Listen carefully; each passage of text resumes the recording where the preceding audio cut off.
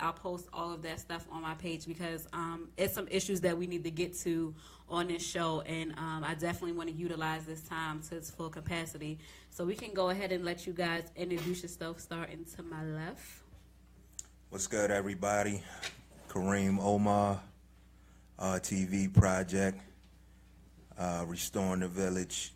If you don't know, Restoring the Village project, Road to Recovery, the documentary on the way.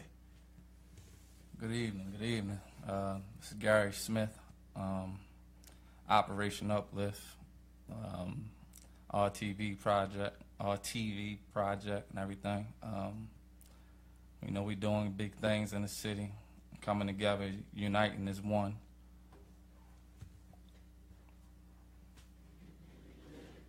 What it do, family?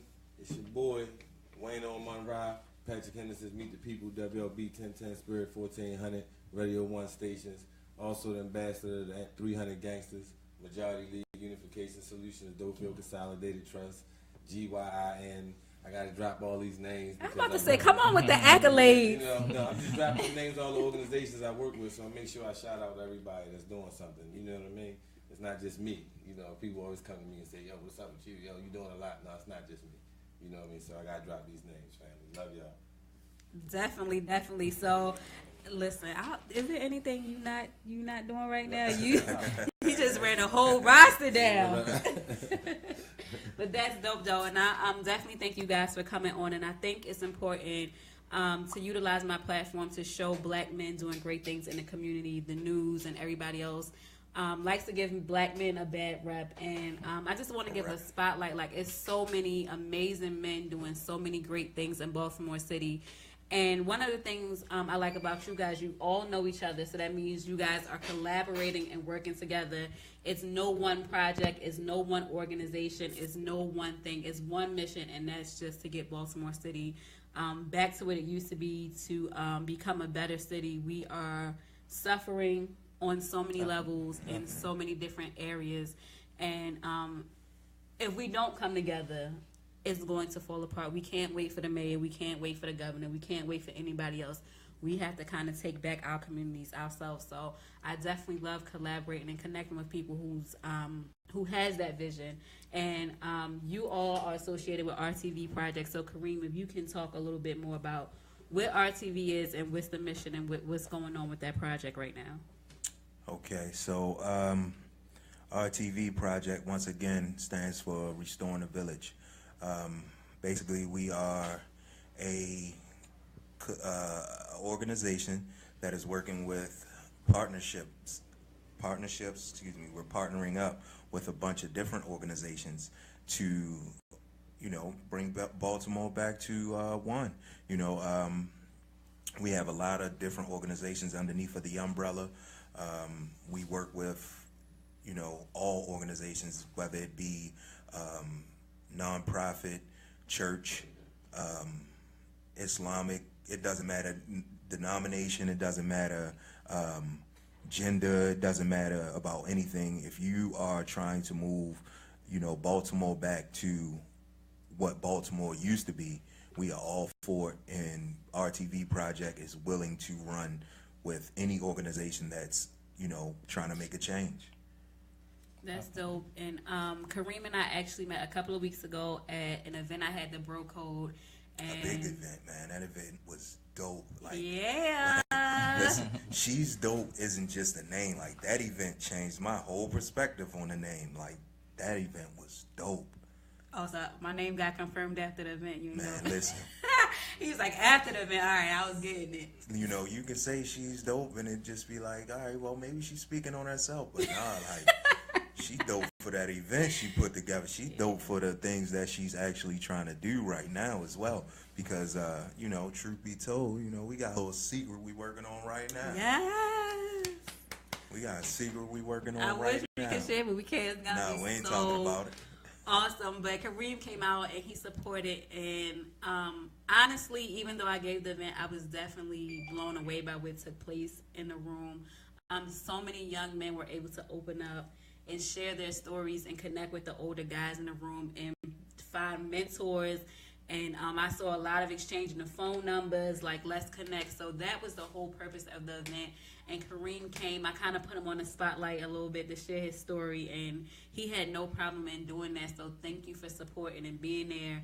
And that was our first time meeting. He just came out to support a community event, and it was awesome. It was awesome. So we have definitely partnered up, and we're collabing on something really, really, really, really big that's going to happen in Baltimore. And I'm gonna have to get you two brothers on board too. So we're gonna have to talk after this show. They already on board. Look, he already signed y'all up. Signed them up. They already on board. So it's a lot going on in Baltimore, and we're gonna before we get into the hot topics that are going on right now, I'm gonna put you guys on the spot. I usually play a game called You Can Get With This or You Can Get With That, and it's usually 5 questions, but I'm gonna just do 1 question because we got a whole bunch of stuff that we need to talk about. So you have to choose one or the other. If you can be the running mate to these 2 men, which one would you choose? Al Sharpton or Jesse Jackson? Look, everybody like, damn. Y'all gotta choose one. I'm putting y'all on the spot. Gary, like, come on, what kind of question is this? It's supposed to do exactly that. Put y'all on the spot. Y'all gotta pick one. They like, we ain't running with either one of them. Yeah, basically, I'm thinking the same thing. Like, I don't really know. You gotta pick one, y'all. Because I gotta pick one. I'm gonna probably say. At least if you run with Al, you gonna get it. I'm about to say, I'm probably say Al. Okay, I ain't gonna ask you. You cannot ask me why. Yeah, I think I'm gonna say Al. All right, so we got 1 for Al Sharpton. Who you going with, Gary? I'm gonna go with Jesse.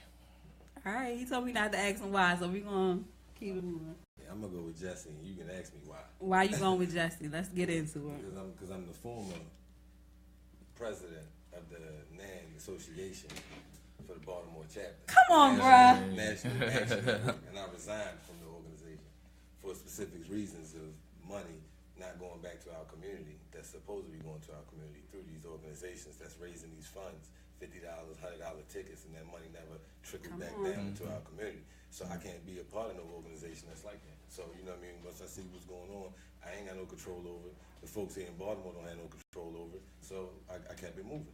Just keeping it 100. You know what I mean? And also I chose Jesse because Jesse, you know what I mean? He made some bad personal decisions. You know what I mean? But all in all, you know, his head was still about, you know, uplifting our folk. You know what I mean? He was able to go in and negotiate and get hostages back. You know what I'm saying? A few years ago, he was able to, you know, do a lot of things so far as unifying folks with his words. You know what I mean? That's not easy to do. Al Sharpton's record, you know what I mean, in the black community ain't as good. You know what I mean? I remember he was a rat for a second. You know what I'm saying? He was, you know, got caught up in the game. You know what I mean? And then he started throwing other people under the bus. You know what I mean? So, you know, hey, man, I'm just going to keep it real. Hey, y'all got me here. That's right, man. Come on, keep it real. You know what I'm saying? So, you know, I'm just keep it real. And, you know, hey, y'all, if you want to pass the mic. I can change. Can I change my answer? I can keep going. Wait a minute. Come on, you can't be flip-flopping like that. Now he want to go on the other team. I ain't want to pick neither one. I ain't want to pick. You Because put the I got pressure on me. now, listen, because I got some information, some evidence, you know, give me some concrete evidence of why. You got some why I alternative shouldn't facts. have picked Al. You feel me? Yeah, he done laid the facts out for me. I'm going with Jesse. So everybody running with Jesse Might as tonight. well. Huh? Look, I ain't want to run with neither one of them. Neither one of them ain't right for real if you tell the truth. You know, but we had to pick one. Man, So if we can make a change together, we can all run together. That's right. That's real. And you said something, Wayno, that you walked away from an opportunity because people weren't doing what they supposed to. And I think a lot of times people want to be connected to a name, so they don't have that moral to say, y'all not doing what y'all supposed to do, and y'all not putting money back into my community. Like, I'm not rocking with y'all. And people, like, a lot of people stay in those situations with those people because of the name. Oh, I'm Jesse Jackson. And, you know, they get caught up in the name and they want to be attached to something. But, yo, we got to realize that if we don't take care of our own communities, nobody else is going to do it. At all. We just saw a politician, what was it, Oaks? Just got charged for, you know, embezzling money or taking money under the table or something like that. You know what I mean? We talking about a history of black men that's been trained to move and work this way. and not just in the political arena, in the church is what's really hurting us. Yeah. You know what I'm saying? So, you know, we can scream about the Lord and we can scream about Allahu Akbar. You know what I'm saying? But when I scream about police brutality, everybody pisses a fit. You know what I mean? Because everybody want to keep the world comfortable and keep the white man's foot off their neck. And if we just do this and if we just do that, that has never worked. You know what I mean? So, you know, my thing is, you know, I respect all of them because they did a lot of things that none of us of our generation would have been able to do because of this. It's too much keep it real up in us. You know what I'm saying? So a couple of them had to sell out for a few of us to get into college. Yeah. You know what I'm saying? A couple of them had to sell out to, you know what I'm saying? So, you know what I mean? It's a hard and rough game, fam. You know what I mean? But I just ain't the one that, you know what I mean? I walked away from a few deals. It ain't just them, you know what I mean? I walked away from record deals. I walked away from, you know what I mean? Because I felt as though I can do it on my own. You know what I mean? And then turn around and the artist wanted to pay me for my rhymes. So then I started ghostwriting. You see what I'm saying? So it's always another way to eat. And we shouldn't always be quick to sell out or throw somebody under the bus for us to, you know, get on. So, you know, that's my whole thing. That's why I try to shout out everybody's, you know, that's doing something. There's only a handful of us. So, you know, it's 600-some thousand people in Baltimore. How come we all know each other? Right. You see what I'm saying? There's only a handful of folks that's doing it. That's really making some noise. That's just flat out statistics. And, you know, I don't want to take the whole... No. This is what it's about. This is what the show is about. But, you know, I got some horrible numbers in my head from doing the show with Radio 1. You know what I mean? With Patrick Henderson, and shout out to Meet the People. I got to do my drop. You know what I mean? Plug them in. You know what I mean? You know, because of the fact that, you know, I wasn't as attentive, you know what I mean, as I should have been. So a lot of times I'm still charging everybody according to my religious perspective and my political belief system. And you know what I'm saying? When that has nothing to do with it individually. We should all be focused on what's best for all of us. And right now we believe a lot of phony numbers. Can we cuss? Is this? Yeah, you okay, can definitely cool, cuss. Good, I can't on Radio 1, so goddamn. You free here. But no, excuse me. But real talk, yo, like, you know what I mean? A lot of us believe that, you know, the black men aren't taking care of their kids, and black men aren't this, but black men are. That's you know right. what I'm saying? The statistics just came out a week ago that said black men raise their kids more than any other group of men on the planet. Come on. The statistics out there that says that black women have more degrees than any other group of people on the planet. You know what I'm saying? And they're the biggest voting bloc. But you know what I'm saying? We believe all of that for bullshit, man. And that's what really got us fucked up because we charge each other according to the bull. And you know what I mean? And that's why when I see you doing something, I'm going to shout you out on every platform that I have. You see what I'm saying? Because everybody should know who's doing something. There's too many phony folks. And you got to have the balls and the gall to walk away. You see what I'm saying? Right. I mean, in me, so I was a hustler. I came up educated. Don't get it twisted. My parents beat the church in me. You know what I'm saying? You know what I mean? I was on the stage at the Million Man March, the first one, with Dr. John Henry Clough, with Ivan Van Sertima. You see what I'm saying? So I was there with the ones that were real. You know what I mean? And then you get this next generation of folks who just there for $1. You know what I mean? So every time I stick my hand out, stick my, you know what I mean, my heart out and say, yo, this is what we should be doing, everybody else just want $1. So, you know, and then the people on that's really suffering, you know what I mean? We turn around and say, yo, well, it's the system, and it's the white man, and it's these niggas that's right here, over here with the leash around your neck. That's right. You know what I mean? And not just the folks in the political arena, these folks in these churches, these folks in these, you know what I mean, these pulpits, because, you know, we put so much money into their pocket. What if everybody just put up $1 a week to ensure that every kid on their block goes to college? Yo, just $1. Simple shit. You see what I'm saying?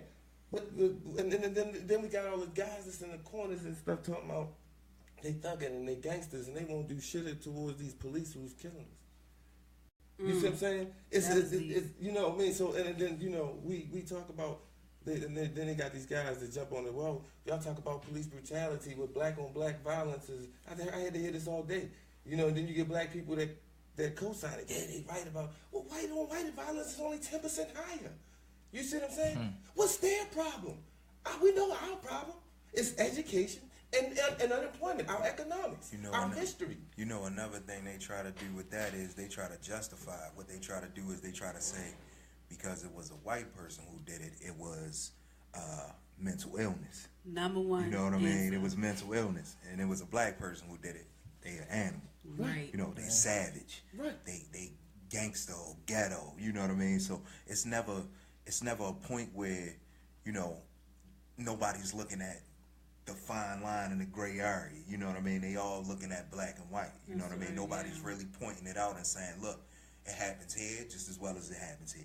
You know what I mean? And that's what I like about, you know, all of the organizations that are doing something right now, because we all are standing for that one. You know what I mean? We all are moving in that one. Like you said, it's how do we all know each other when it's 600,000 people?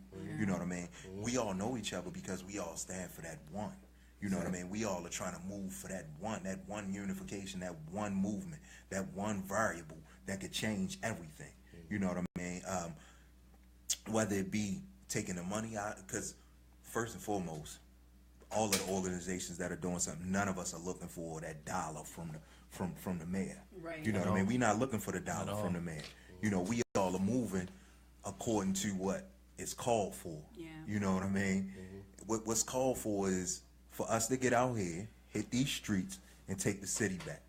You know what I mean? And that's what I appreciate about, you know what I mean, any organization that I've connected with, anybody whose hand not in shook and making a move in this city, that's what I appreciate about it. It's the fact that we all are moving for one common variable. And as you guys are talking, I know sometimes I get interviewed on other shows and I get hyped up when people start talking about stuff that's going on, because these are the same people that go to their offices, sit behind a computer all day, read the articles they put out, and then want to come and try to talk some fancy stuff about what's going on in the community, but they not down in the trenches. They not doing no groundwork. So when you have people that's out here doing the groundwork, like you guys are in the community all the time. I know RTV is at almost every community event that's out there. Like it makes me mad that these people want to come, especially our people, because like you said, we be the first ones to be like, oh yeah, they acting ghetto, or in the business side, you know, when we get bad customer service from black businesses, we be so quick to put them on blast. Like, don't go to this. They don't have no good customer service. But y'all go to Walmart, get bad customer service, still go back and support Walmart. Y'all go to these Chinese restaurants, get bad service, still go to Chinese restaurants. Like, we got to do better as ourselves. Like, we be so quick to tear down our own people. It's the training. You know, and I try to, and see, a lot of y'all don't know, I teach science, too. You know what I'm saying? I teach science to high school, elementary, middle school kids, summer camp, after school program, and all that stuff. And what I point out to them is Amazonian ant. Okay. Amazonian red ant and the Amazonian black ants. The Amazonian red ants go into the black ants' camps and steal the eggs, while the Amazonian black ants are out looking and scavenging for food. They raise the black ants. The black ants are the ones that protect the red ants. You see what I'm saying? The ones that were raised. Wow. You know what I mean? From the black ants that's trying to come and get them back. These are insects. You see what I'm saying? And then but in this, I showed them how these black ants were raised by these red ants. You see what I'm saying? So we are raised in this system. It's not something that any one of us can be able to turn off. Only thing that we can do is raise the next generation to be better. That's right. You see what I'm saying? So, you know what I mean? So, and y'all see me when I bust out the chains and shit like that because of the fact that I get them to recognize that I do a million other things other than rap.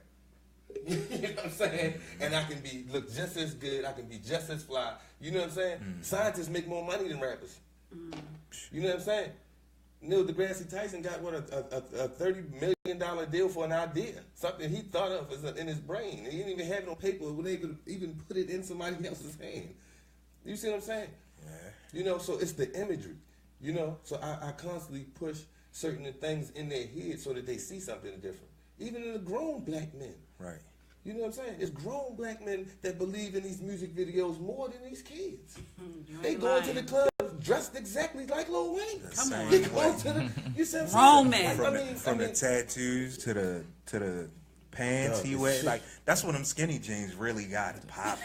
And then now you see the rompers. I'm about to get ready to say like in the romper. I mean, that's where the whole pill fad came. All of it. Because I'm gonna tell you, man. Lean, you know what I'm saying? Yeah, I hustle. You know what I mean? All around this daggone country. You know what I'm saying? And at one point, we was all up in Pennsylvania, and it astonished me how the folks our age sniff coke, pop pills, all this stuff. When us in the 90s, it was like, nah, if you did that, you was a junkie. Yeah. You on the other side of the fence. You see what I'm saying? Told they junkies now.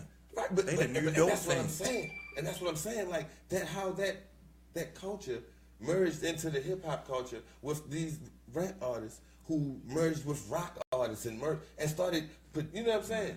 Like, so, and at the same time, folks you can blame it on them, you can blame it on this, you can blame it on that, but at the end of the day, it's up to us to tell our kids what it means. Right. Instead of just letting them dance. Because you don't know how many graduations I've been to the past couple of weeks where they was dancing to, what is that song with, Stir It with a Uzi or something?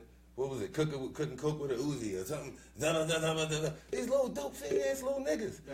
Bad bougie. Oh, that's what it is. This is at a graduation, an elementary school graduation. You got these kids up here dancing to Bad Bougie, dabbing and shit. You see what I'm saying? Like, at one time when we was young, dog, there was a thing called adult conversations.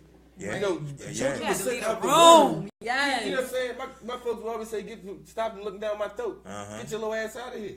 You see what I'm saying? Like, we had to separate them and show them when to be in a child place and when to be a servant of the Lord and when to be, a servant of your community. And when those things fell apart. Yeah. That's what we're missing. Everybody keep talking about the crime. You want to stop the crime? Come outside your house and get the little cats that's standing out there in the corner. Instead of calling the police on them. Because when the police kill them, then you're like, oh, Lord, why the police going to kill them? Because you caught them to. That's all they've ever done to us in this country. What has changed? Truth be told, we know where it started. Start at home. So, you feel me? They got to police their own kids. You know what I mean? First and foremost. But secondly, we have to stand together as for a the change that we want to see. As a community. You see what I'm saying? You know what I mean? Because at the end of the day, they're going to keep what is our history here. It was an article came out in the Baltimore Sun a few weeks ago that talked about how they historically miseducated black people in this city. As long as we've been black in this city. On purpose. On purpose. Yeah. Led, every kind of way they can screw us. You know what I'm saying? And we will still keep facilitating their system. The county gets water from the city for half of the price that we pay for water. Right. And now they're raising it up again on us and they didn't even thought about raising it up. Why? Because we're not going to say nothing until we're injured. That's the thing. Soon as you have a problem, then you want everybody to jump on your issue with you, on your bandwagon. When we should all be standing outside of our houses raising hell about every issue that everybody has. When I told you I lived in Pennsylvania, I was scared to death. A pack of white folks was knocking on my door. Like 7 o'clock in the morning.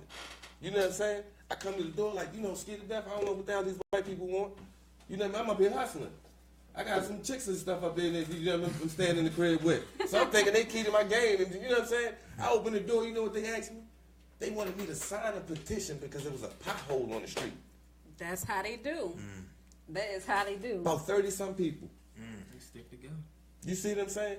And don't think they got worse issues. Just living around and made me recognize, man, they way 10 times worse than us. But they got the system that works for them. Statistics say a white man can go to jail and have a criminal history, come out and get a job before a black man that has a college degree that never been to jail. That's what we should be fighting against. I'm sorry, yo. No. This is what this show is about. Like you educate. you're that's what we need. All the knowledge. Yeah, you're dropping a lot of juice, and you said something. I read an article today. About the black man versus the white man in America, especially when it comes to the criminal justice system. And it was the black man who he got arrested for trafficking meth. And then you had the white man, he get arrested for rape, sexual assault in the first degree, sodomy in the first degree. White man get a bail of $1.5 million. I Black man get a bail of $50,000. Yeah, I remember that. What $1.5 million for drugs, but you done messed up somebody's life, somebody's family, messed with somebody's child, and you get a $50,000 bill slap on the wrist that you gonna be out because you white, so somebody gonna put up something to get you out, and you out tomorrow and you back in the streets. But it's so many men sitting in jail right now, black men, for drug charges. Drug charges. That's what the war on drugs was. It was the war against black people. Black people with drugs, because that was the only place that the drugs were at first. It was in the urban community. They dumped them off. Oh, you know how it got Exactly. They dumped them off. Not just, it was Put parts it of right Chicago, in the communities. parts of New York that's been documented in areas that they dropped trucks full of drugs off. They dropped trucks full of guns off in Chicago. You see what I'm saying? They want you to kill each other. You know what I mean? You see, it ain't nobody. You know what I mean? I'm not saying it ain't nobody, but when I say that, I'm talking about from the complaining side. We hear all these complaints from folks. They have to step out and engage people. These people, these kids are out here because they hurt. You know what I mean? No matter where you go on the planet, people rob and kill because they're hungry, You know what I'm saying? They have no Trying place to to live. survive. It don't matter what color you are. So if you create those dynamics, you know what I'm saying? Right. Then you can turn around and point at them and say, look at these niggas. Right. You know what I'm saying? They created it. So we already know that white folks know the issues. We got to stop believing that it's everything else. Well, if you go back to Christ, well, if you learn to obey the law, well, if you find Muhammad, you know what I'm saying? I told you, my man calling me up there, told me, yeah, because I found Christ. I'm like, where was he at? I need to look under this. Wait, where was he at? Where was he? He's hiding it? You see what I'm saying? You know this stuff all your life. What you mean you had to go find him? You see what I'm saying? Right. You know right from wrong. You know what's a necessity and what's not. You know what when you see these police doing something wrong, why have not one of you stepped up and grabbed one of these officers and pinned them to the ground and say, I'm making a citizen's arrest because you're harming this person? I seen white boys jump up and do it. Yep. Mm-hmm. You know why? Because they have the heart to. The system is behind them. These guys that are standing out here have no heart. Black people are the most defenseless group of people on the planet. And you grabbing a gun and killing another black man on the corner like you a gangster? We're the most defenseless group of people on the planet. That's real. We got everything against us. Everything. But that makes you a gangster, that makes you a thug. You know what I'm saying? When I had problems with guys in my neighborhood, we sit around, I talk the same deep shit I talk now. I am the same guy I've always been. You see what I'm saying? But when you get out of pocket and try to make a scene and talk about me behind my back, I just pull you up by yourself and say, yo, let me holler at you. Let's sit and smoke something and rap for a second. You know what I'm saying? Put the blunt down, start taking everything off. Yo, niggas was saying you said something about blah. You know what I'm saying? Put your hands up. Man to man. Ain't no show, ain't no scene, ain't no... You know what I'm saying? Ain't none of us, and none of this generation are not being taught that way. They're not taught to be a man. You're taught to be a fake-ass gangster. You ain't no real gangster, because the real gangsters took half of this country over. They still a part of the city government. They still a part of it. They still own these restaurants and own these stores and own these... You see what I'm saying? You were fighting over a block that you would never own. That's right. You know what I'm saying? In our community, we took our community back. We didn't ask. We organized a community organization and went directly to the city and said, this is what our community needs. From 2 years of knocking on doors and asking folks, what do you need? What do you want in your community? How could this community be better? You see what I'm saying? Every single person. Then we got a list of folks. Then we say, this is what we want. This is what we can create. This is what the people need. Other than that, you niggas just talking. I ain't gonna keep going to these meetings and keep going to everybody's marches and keep going to... No, because I know how to do it. I'm telling you how to do it. At the same time, we're getting $250,000 a year every year for the next 20 years. We tried to organize at least 10 to 15 community organizations around this city. Everybody could be getting that money right now from races and slots. But none of them would listen. You see what I'm saying? Then they turn around and then they hate on you. Well, they ain't nobody. They didn't. Well, why are you helping them and why they getting the money? It don't come to my pocket. 100,000 went to the Boys and Girls Club in Callaway Elementary School. You see what I'm saying? It went to clean up the streets and fix the streets that's been tore up for the past 20 years. That none of these niggas said nothing. I'm sorry, I know everybody gonna be offended about the N-word and all. I'm just keeping it 100. I'm in here today. I'm sorry. You on fire tonight, bro. Yes, Shut up. Now, we ain't gonna shut you down. You on fire tonight. I'd rather you because I want to hear from these other brothers because they got stories to tell too. It's a lot going on. You know what I mean? I don't want, you know what I mean? So one thing you said, and it's a hot topic, everybody knows the story of Charmaine Wilson, and one thing you said is, you know, back in the day, my father's an OG, he was in the streets and stuff. They had a code, they had a certain code, and I feel like it was a certain time when women and kids were safe. Like, you didn't have to be concerned as a woman, you didn't have to be concerned as a child, but it's everybody, it's anybody. Like, as a woman, I feel like if I'm sitting with my brothers, I should feel safe. I'm not worried about nobody walking up on me. I don't feel like a threat is going to happen because I got my brothers around me. But you walk down here, the boys on the corner disrespecting the women. They're grabbing them up, choking them up. Domestic violence is continuously rising. Like, it's no code no more. And the thing about Charmaine Wilson, I try not to get on my soapbox about it, but the fact that she called for help and she was seeking help for so long. How do you get killed minutes after you just called the police and they left? Let me tell you something. Well, bro, y'all start down that end. Start down that end. Wayne, you got it, Wayne. Yeah, that's the second. But hold on, yeah. Let me go and speak on it. I gotta say something about her because, you know, she made 2 calls, right? That was the second call that day. Mm-hmm. Yeah, she made 12 calls. You know, in total. She put in for the housing exchange, and they said her paperwork was sitting, waiting to be processed. You know what I mean? Now, out of all of them calls, how come nobody did nothing? You know what I mean? How come there was no kind of nothing? You know, she made 12 calls. How come there wasn't an officer sitting outside of her, you know, complex or at the end of her complex or, you know, whatever? How come they didn't investigate why she was calling? You know what I mean? Like, y'all know she called on a regular. Y'all know she calling. She not no newcomer, you know, and it's probably one or two of the same officers that keep going out to her house. You already know her. You already know the reason why she calling. You know, housing should have seen that. Housing it should have been more done. You know, it should have been more done. And as you were speaking on the morals and the code of the streets, like, as far as them kids, man, whoever did it, I don't know who did it, but as far as what they did, like, you feel me? Like, that was, they low lives. You know what I'm saying? There's no other way to put it. The morals are gone. It's no more morals. Like Wayno said, they not teaching the kids how to come up and put your hands up. You know what I'm saying? The first thing they hearing is, one, these songs. You know what I'm saying? Two, then you got the dudes outside who saying, man, if they try me, I'm gonna go ahead. You know what I'm saying? So and it didn't just start.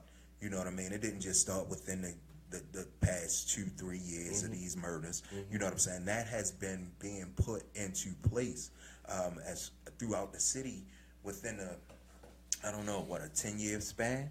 You know what I'm saying? Because when we was coming up, yeah, like when if you were 80s baby, or, you know, yeah, if you came up in the 80s or before, you know, like, that wasn't what we did. You know what I mean? We had an issue, we fought.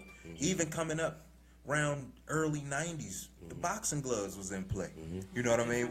We stayed with the gloves. You know what I'm saying? It's an issue, boy, go get the gloves. Yeah. You know what I'm saying? That was the whole neighborhood. If it was an issue anywhere in the neighborhood, go get the gloves. You know what I mean? And if it didn't want to get settled fist to fist, you know what I mean? Go get the gloves. It can get settled hand to hand. You know what I mean? But as far as her situation, like, on her front, why her kids right there, why her babies right there, man? Come on, man. That's lower than low. Like, yeah, that's not even, you know what I mean? Like, there's no respect for that situation. None at all. Like, I don't care who man that is, or who man that, you know, whoever did it. I don't care if that's your little brother or not. Like, you can't have no respect for that. Like, that was low. Like, that was low. Yeah. I'm gonna say this, you know what I'm saying? It was some bands. See, I had the copyright and patent this term, bands. You know what I'm saying? Because my mother always wilded me out about my mouth. You know what I'm saying? It stands for bitch ass niggas. When you allow this to happen, you know what I'm saying? For you to co-sign it and say it was cool, for you to say that, well, she shouldn't have called the police, for you to say you's a bitch ass nigga. Definitely. You know what I'm saying? And I tried my best not to even say nothing on the Facebook or nothing about the situation, because it had been a 2-page long, and you know what I'm saying? No. You know what I'm saying? Because, you know what I mean? You have to accept the fact that you are a bitch ass nigga. For you to do that to a woman that's trying to protect her children, y'all. All the shit that black people have been through in this motherfucking city, y'all. For you to do something like that to a woman that's trying to protect her children, you are a bitch ass nigga. There's no other term greater or lower. You see what I'm saying? Because the thing is that we done got so far away from who we actually are or were. You know what I mean? We try to play this thug gangster life because you too scared, you too much of a bitch ass nigga to go home and apologize to your family and be a man and clean up and do what you're supposed to do. Yeah. You know what I'm saying? You can't go over there and man up and go ahead and take care of them kids, man. You can't even man up and clean your own room. You can't man up and go get that job. It's way harder. You know what I'm saying? It's way harder. It's easy to go get a pack. Back in the 90s, man, it wasn't easy to get a pack. It was only a handful of brothers that really was doing something. You see what I'm saying? That's why I talk about the life, because what I'm doing now. I spent time in jail. I've been shot, I've been stabbed, I've been beat, I've been jumped. Just going around the city trying to holler at your girls. You know what I'm saying? Them days was rough, but dudes used to put up them hands. Now can none of these dudes fight. They all peeled up. If you slap one of them, you're going to break their jaw. You see what I'm saying? So now you got these guys peer pressuring each other. And the whole reason that the police stopped coming around there is because of the fact that she had how many kids? 8 kids. 8 kids. And 4 of them were supposed to be gay. So what does that mean? Does that change the scenario? Does that change the scenario for us as black men? So they made it cool to kill her because these dudes around there keep messing with her kids because her sons or daughters were molested and ended up the way that they ended up? It's their fault? So then you persecute them once again? I was locked up. I seen all you niggas walking around holding hands. You see what I'm saying? Then you get on the street and then you persecute other gay folk who are trying to just live their life. This is just what it is, and I had to recognize this because of how I was raised religiously. You see what I'm saying? That ain't me. That ain't my life. So why should I give a fuck? Why am I more focused on gay folks getting married than on ensuring that this young black man doesn't see a day in jail and he goes to college and produces a beautiful family and kids and has respect for the women in his community? And, you know what I'm saying? See, the thing is, can't none of you bitch ass niggas say king. None of you. You see what I'm saying? Because the first thing that a king does, you know what I mean, is honor his women. The only thing that a king bows down to is his elders and his queen. We bow down to everything else. You see what I'm saying? Fuck them bitches, yo. You know what I'm saying? And then the thing is it really hurts me, yo, when you get dudes to step up and co-sign the shit.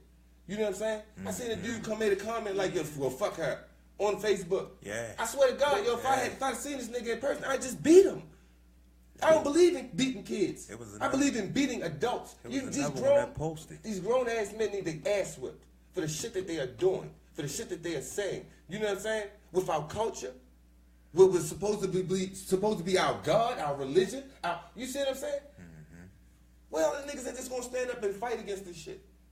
You know what I mean? Other than talk about what role a woman's supposed to play. Yeah. That's the shit that every time I go somewhere, well, you need to talk about the women and role they play. Nigga, do you know we wouldn't even be here if it wasn't for them? They the ones holding up black business ownership.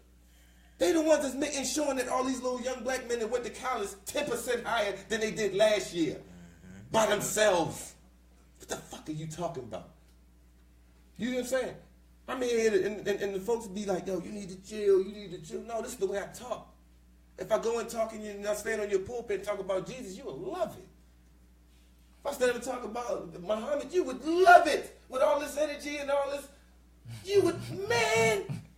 I'm telling you, because I do them. I go to these events and I'm talking about these things. And I still had to bring it home. How does it affect us here?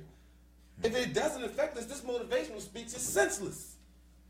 You see what I'm saying? For you to get a good word of God and then go back out and deal with your bullshit and then come back to church the next week to get another word from God. You ain't memorized the Bible by now, bro.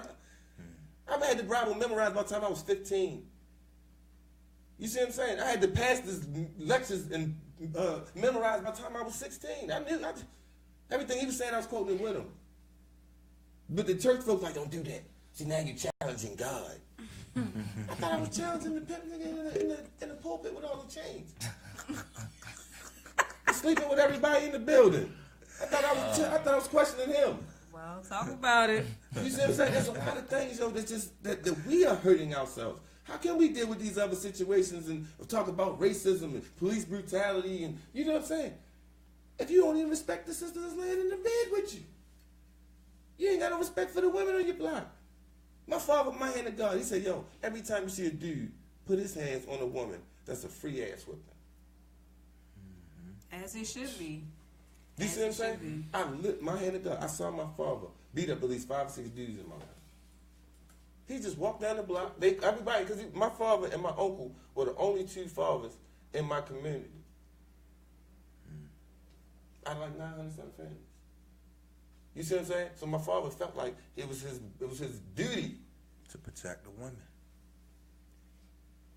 When are we going to, you know what I'm saying? That's why, I mean, my brother, we do, and we, you know what I'm saying? We go and try to put this intensity into other black men. Bro, just because you out here now don't mean you got to be out here tomorrow. Yeah. Just because you stand up for your community don't mean you's a sucker. You's a bitch if you gonna stay out here and keep living like this and keep hurting your people. Absolutely. You see what I'm saying? You bitching out. This shit is hard, nigga. This shit is a grind. You know how long it took us? It took us 4 years before we got it down to redevelop DOPE. 4 years. But now this happened. Everybody like, oh, y'all just do this and y'all just... No, this shit wasn't easy. I'm sorry. Go ahead, y'all. No, y'all. I'm going to chill, man. Well spoken. Look, I don't want you to chill because you on fire and you definitely are hitting some topics. Like, this is stuff... We need this realness because people coming, like you said, everybody comes to these community meetings, the same group of people, the same organizations. We don't leave with no game plan. Then we come back next week at another building. We're going to come to this meeting. People getting tired of going to the meetings. People getting tired of the marches. Specific people asked me to come. You see what I'm saying? When I came to that event over there at Sure enough, I already they know. asked me. When you call upon me, I come. You see what I'm saying? Other than that, I'm not with the show. You know what I'm saying? You know how many interviews and stuff I turned down? Because Sister Queen and the RTV project say, no, get with Shorty. She bought her business, not Shorty. I'm just my lingo. But give her Sister Queen. You know what I'm saying? You know what I mean? She bought her business and I'm here. You see what I'm saying? So, you know, other than that, I ain't got no rap. You know what I mean? I know enough tough guys. And they out here in this community trying to do something. My uncle was the owner of what's that, the Downtown Culture Arts Center. Rennie Bass. You see what I'm saying? Triple OG. He ran under Lil Melvin. You see what I'm saying? When Lil Melvin came home from jail, he said, boy, I'm going to go take you see somebody. He's the only person in half of the city that was able to do that. You see what I'm saying? And he the one that said, no, you can't keep doing that. You can't keep living like that. You can't be hurting all this information we was taught, all this information. Nigga, you want to stay. He constantly remind me of who I am. We got to constantly remind each other of who we are. Because you'll get sucked in. You'll believe this stupid shit. Easily. You see what I'm saying? It's a constant grind. Definitely is. So listen, but we're gonna take a quick commercial break. But before we do, I want everybody to plug themselves. Tell people, my Facebook Live is jumping right now. It's jumping right now. So let the people know where they can find you guys on Facebook, social media, Instagram, and all of that. Kareem Omar on Facebook. Kareem Omar on Facebook. RTV Project. Find me there too. Find me there first. RTV Project. Mine is Gary Smith. Always hashtag Operation Uplift. RTV Project. We got a phone call, I'm sure. Thank you for calling. You on the air. Hey, Jay, how are you? This is Dr. Kareem. I hope all is well. Hey. Just great job to the panelists. Hey, how are you? I'm How you doing doing, good. Sister Queen? Hey, good evening. Good, good. I have a question for, I think it's the gentleman to your left with the hat on, and it could be, universal to them all. But he had mentioned that he had been in jail and things such as that. We know that the crime in Baltimore City is deeper than the surface. So my question to him, and particularly as well as the panel, is, you have a deeper understanding and connection maybe to those that are committing these, or at least selling drugs or something in the community. How do you think individuals can begin to relate to them for them to stop the nonsense of the violence and killings? Because right now, what the police is doing on the surface is not making a difference. So it's going to take an OG to an OG for them to begin to relate. Are there any strategies that you can give the audience?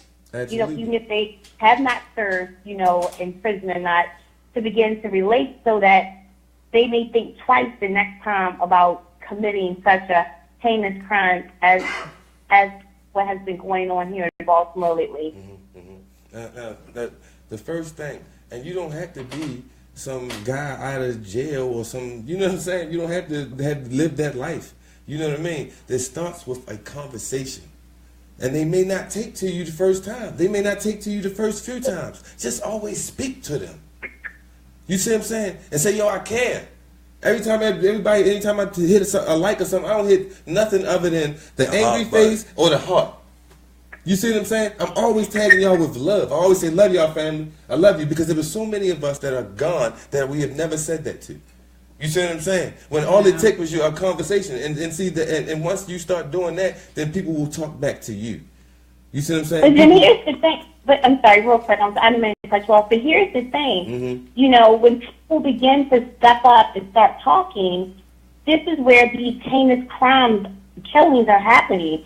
the gentleman in Park Heights that was building a fence to protect his family got killed. The family back in 2002 that was trying to protect their family, the Dawsons, the entire house, that the mother, the father, and 5 kids were killed.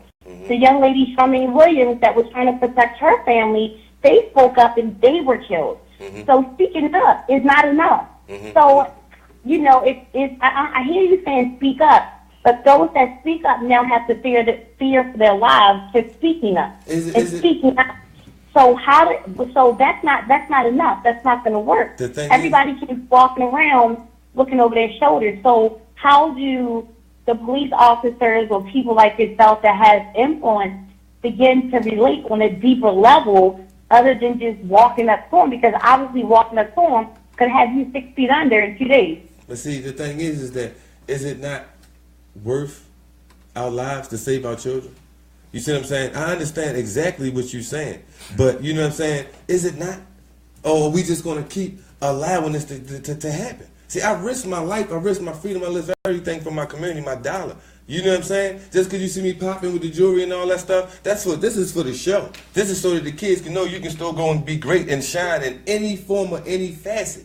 You see what I'm saying? But every dollar is either feeding my children or somebody else's child. You know what I mean? Everybody has to come out here and get involved. It starts with a conversation. If you live in fear, then nothing is ever going to change. You know what I'm saying? Yeah, you're liable to get hurt. But is it not worth the change? Right. You know what I'm saying? And I'm not putting this on the back of you. I'm not putting this on the back of you, Sister Queen, because it's up to these brothers that stand out here talking all this foolishness to turn around and say, yo, that's not right. You see what I'm saying? Everybody has to say something. You know what I mean? Just like we go back to how we all know each other, because we're the only ones doing something. You know what I mean? So anytime that anybody is seriously about changing their community, we will come in, we will help you start a community organization. We've already started 4 of them. The Committee of Concerned Citizens, the one that we started back in 2012, won a lawsuit against BWI. You see what I'm saying? And you never know what these young brothers are capable of doing until we fuss, fight, and risk our lives and saving their lives, because they are our future. This is our everlasting life. And if we do we want to keep living like this?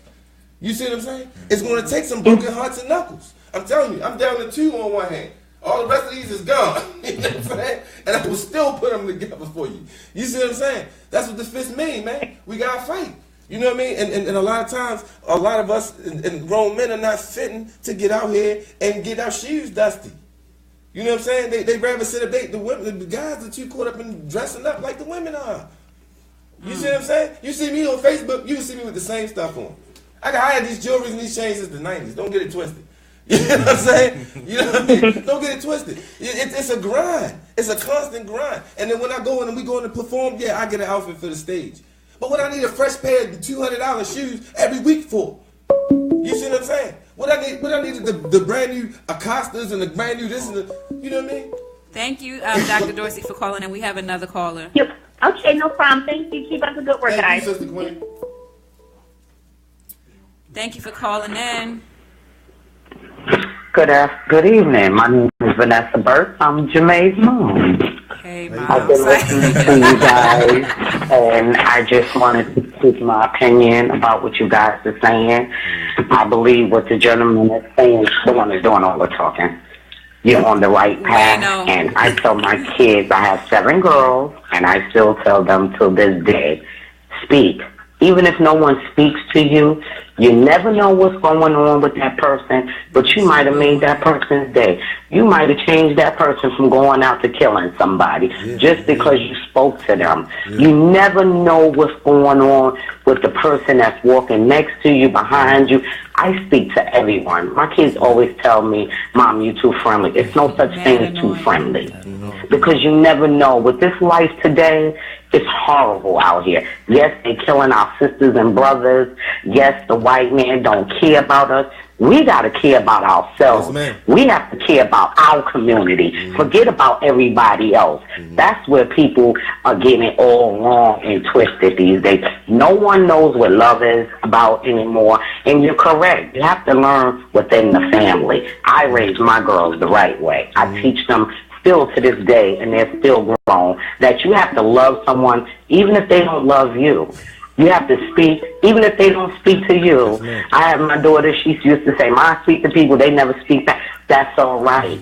But you spoke, but guess what? That person might have walked down the block and said, "Hey, you know what? That lady spoke to me, and I feel good now. I don't feel that depression. I don't feel that anger where I have to go out and kill somebody." And that's what we need to teach our brothers and sisters out here in the world. Stop being so mean. Stop being hateful. Yes, ma'am. Thank you for calling in, Ma. We got another caller. Thank you. You're welcome. Thank you for calling in. Hello. Hello. Hi. Calling Hi. You have a comment, question for one of the guests? in. Yes. You can go ahead. You're on the air. Hi. Turn your device down a little bit in the background so we can hear you. Hi. This is Angie. Hey, Angie. Hi. I just wanted to say that I love you and I'm so proud of y'all. Love you too. We knew it was you. Yeah. I had a feeling. Lucky number 3. Thank you for calling in, Angie. Your brothers are representing very well. Yes. Thank you. That's all I wanted to say. Thanks for calling in, Angie. So Angie's a part of RTV Project, and these are her brothers, my brothers. We all a family. We represent for everybody.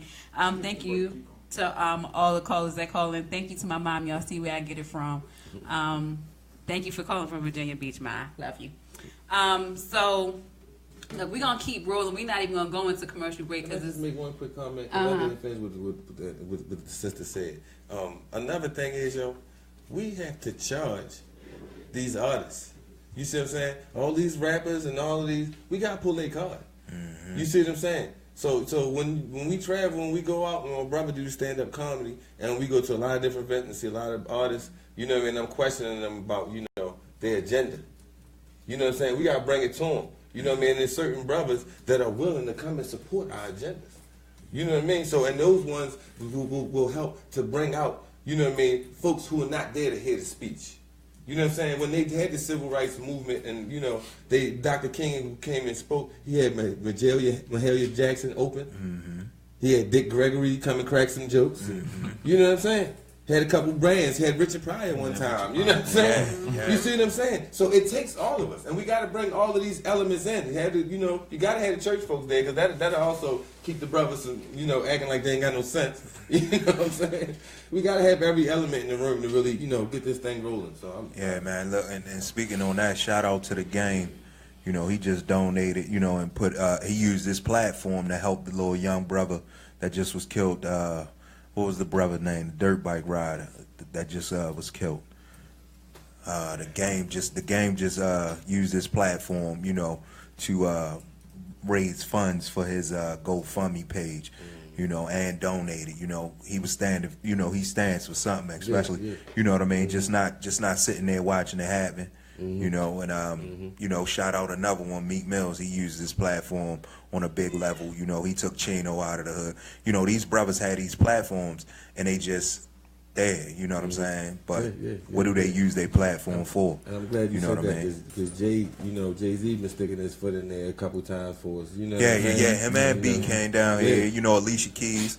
You know what I mean? People who really using their platform to make a difference and not just using their platform for the difference. You know what I mean? He bailed out a couple folks. But I think that we gotta pull them right. Listen, didn't Jay and them bail like half of the people that got locked up doing the ride out? Yeah, doing the ride. So shout out to Jay. Down and bailing my little cousin out. Yes, sir. Came through in the clutch. It's one other thing though that I think that we gotta start from the inside because it's happening in the inner city. So we gotta reach out to each other. We gotta bond together. They say iron sharpens iron. Then we gotta sharpen each other. Yeah. We got to. It starts from the inside. Then we work our way out. What I'm doing right now with Operation Uplift is just reaching out to the homeless. Me and individuals who volunteer, they want to come out and make a difference. They come out and they support a dream and a vision that I have with their own business. And we go out and we feed the homeless. And the thing is, it's like I don't know the ins and outs of this. Like, I don't know the do's and the don'ts and what to say and what not to say. But it's people in my corner who believe in what I want. And, you know, they want to make that change with me, and they want to help make that change with me. And I thank Miss Angie for reaching out to me, you know. She introduced me in the prop, and Wayne over here, and, you know, we kicked it, and we got things on a level playing field. And, you know, it's more so what we're going to take off to do that's going to make the difference. You know, we make the change, but the children will make the difference. That was. I might have to steal that quote from you. That's his quote right there. Yeah. Don't worry, I'm gonna tag you in it though. I ain't gonna tag you in my own words and nothing like that. That's real. So listen, I'm gonna have to put y'all on the spot because we gotta come back for a part 2. It's so much to talk about. I had some notes here of things that I wanted to get into. Of some of the things that are attributing to what's going on in the city, the high unemployment rate. The high homeless, so many people are being homeless. And I read a report that just came out that said in the state of Maryland, you need to make $28.24 and work 40 hours a week to be able to afford a 2-bedroom apartment and the means of your 30% of your income. $28. Where they giving that out at? Right. How many people y'all know making $28 an hour here? I mean, they don't look like us. So that's the difference.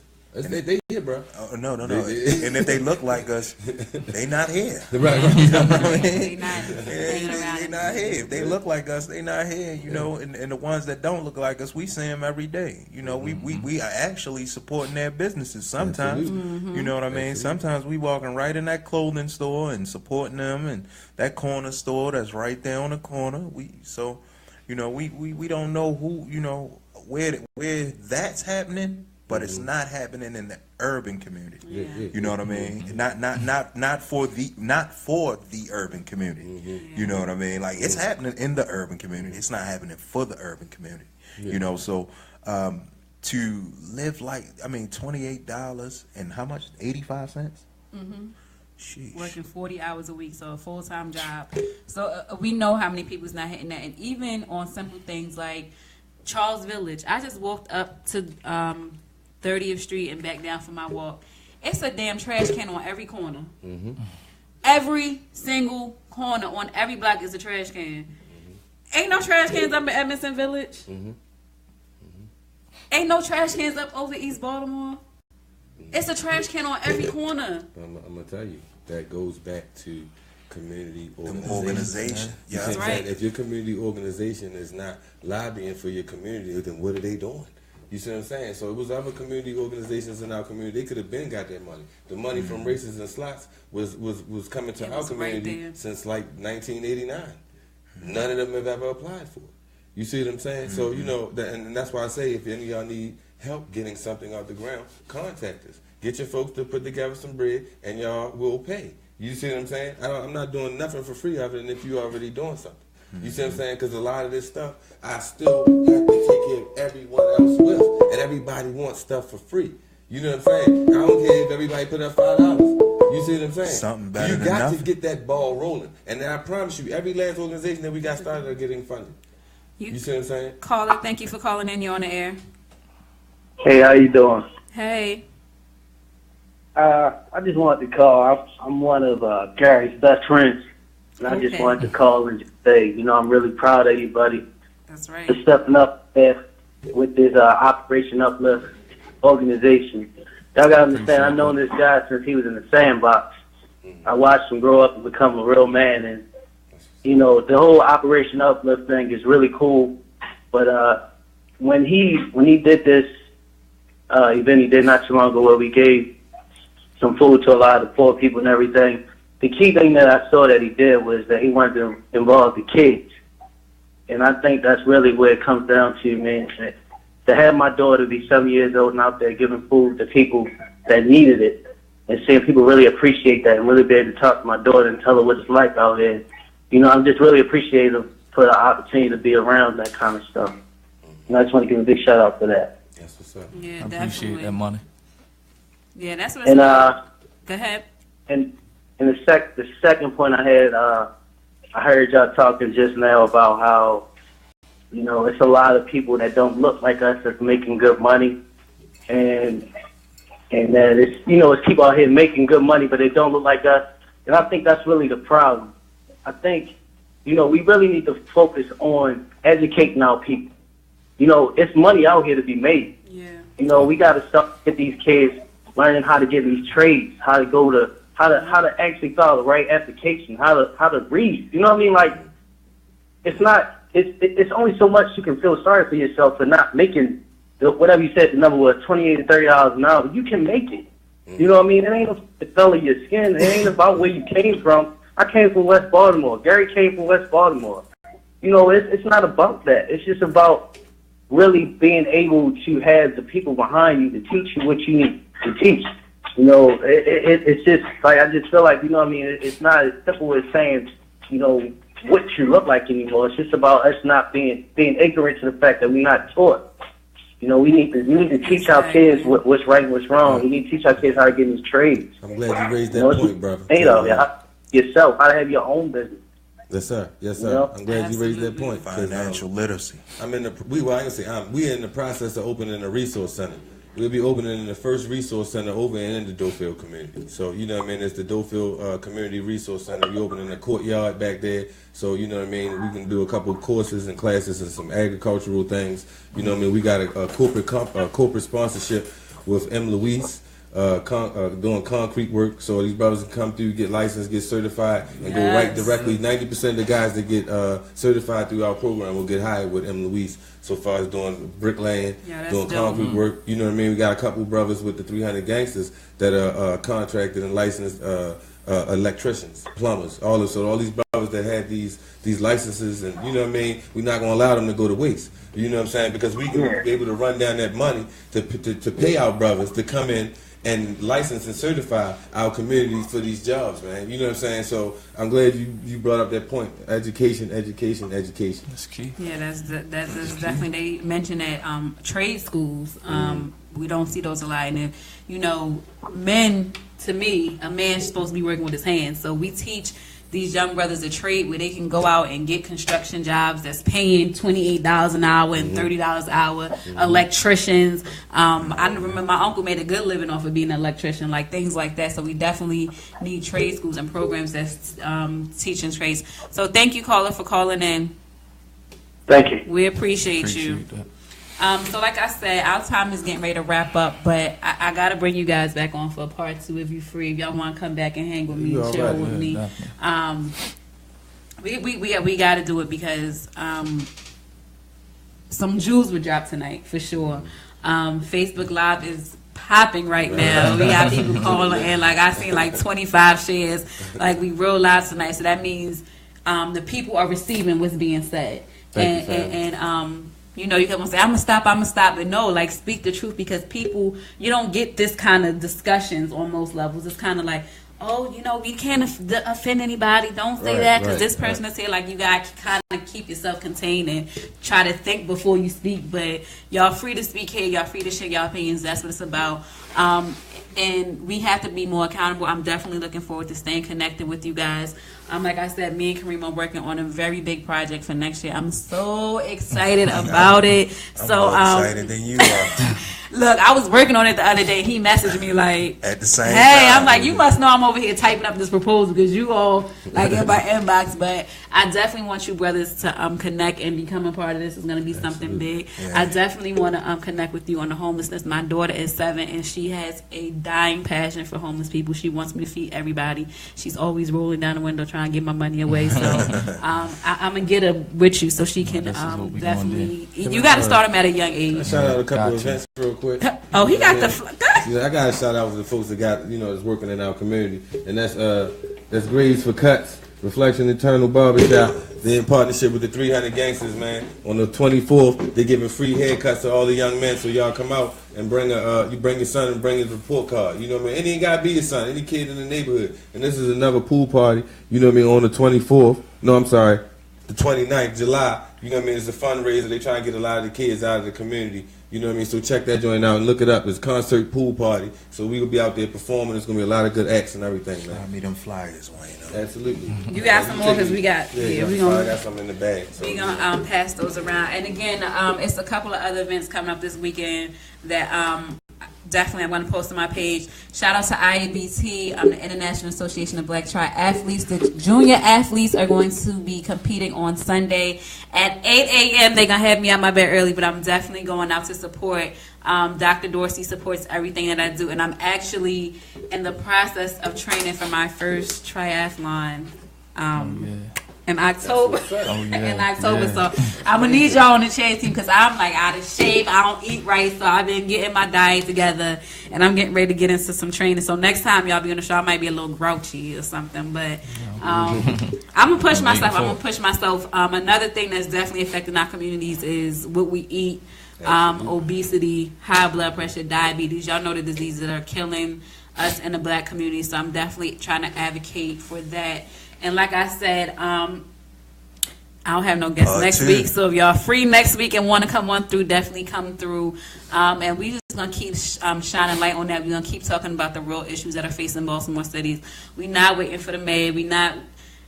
I read an article, and this is the last thing I'm going to say, about the plan that the police came out with to stop the violence. And the plan was, instead of the police being on 10-hour shifts, they're going to be on 12-hour shifts. 12-hour shifts now. But now the article is saying that they don't have a plan. Like, they really don't have a plan. They short-staffed. So there's nothing in place. Putting police on patrol for 2 extra hours, what is that going to do? Like, what is that doing? Oh, yeah, because those 2 extra hours, yeah, like... 2 extra hours are hours where everything happens. I mean, I was in a car accident probably about a month ago, and literally 3 people around me calling the police, and they got the 911. They getting a busy signal. Like, we couldn't even get through. How the hell you can't get through the 911? Hey, man. Community policing, we working on a strategy. 300 gangsters, get with us. Man, shout out to Majority League, Meet the People, NSL, GYN. Plug them in. Yeah, he already started with the plug, so y'all go ahead and plug y'all social medias or organizations y'all attached to before we get out of here. Wayno Omar 410 on everything. Wayno Omar on everything. So, you know, already Majority League, 300 Gangsters, Radio 1, Meet the People. You know, NSL, Natural Street Livers, you know, everybody, love y'all. Hey, man, shout out to Shelly Helping Hands. It's another brother. Yes, that's a good brother, man. Doing his thing, man. Salute, King. Yeah, that's a good brother right Mr. there. Gary Smith. I'm just on Facebook, so that's where you would find me at Gary Smith. You don't got no Snapchat? No Snapchat. I don't have the personality I was told, so I don't have. I'm dry. Who shut you down like that? So you just chill. I'm just taking this all in. Wayne, he always educated me, always. Even when I see him anywhere, if he's doing a quick video, I'm tuned in because the power he brings behind what he's saying. It changes a life. That's deep. That's deep, and it that's changes love. a life, and that's what we need more of. Someone that's going to come out and really talk to you, getting the nitty gritty of what needs to be taken care of. You never know how much you can change a person's life. That's right. Until you speak that first word. And you never know who's watching. I'm your mother. Listen, your mother laid it out. Just a hi, a hello, or anything could change a person's day. I live big on that myself. Positivity is the key. Just a hello, just anything is could change a person's day. You never know. Anybody on my live right now know that. But you can call me Mr. I'm ready to go home and do my homework. Because I got to keep up with you two over there on the other end, especially Wayno. I gotta sharpen my sword over here. You know what I mean? Iron sharpens iron. Man, listen, I definitely he made me leave inspired. So again, y'all can find me on Facebook, Kareem Omar on Facebook. Make sure y'all go like the Restoring the Village page. RTV Project is the organization. Yeah, so again, thank you guys for coming on, for sharing your knowledge. Like you said, iron sharpens iron. We help each other to get better. You may know something I don't know. I may know something you don't know. And the biggest thing is that we do this together. You guys know where to follow me on social media. I just set up a new Instagram page, She's Dope LLC. My website is live, even though this is my announcement. The website is ready and is live, she'sdopellc.com. Facebook, She's Dope LLC. Everywhere I'm She's Dope LLC. I don't have Snapchat like my brother. I don't get it. Like, you record a video that's not disappearing. Like, that's just a waste of time. Like, I ain't with that Snapchat. But thank you guys for tuning in. I love y'all guys. I'm looking forward to staying connected. Listen, y'all tell somebody y'all love them. Encourage somebody. You never know what somebody's going through. We definitely need more love out here in these streets. Until next week, I'll be back with you guys next Thursday here on RadioOnFire.com, your new source and entertainment source. Stay dope. Salute, fam.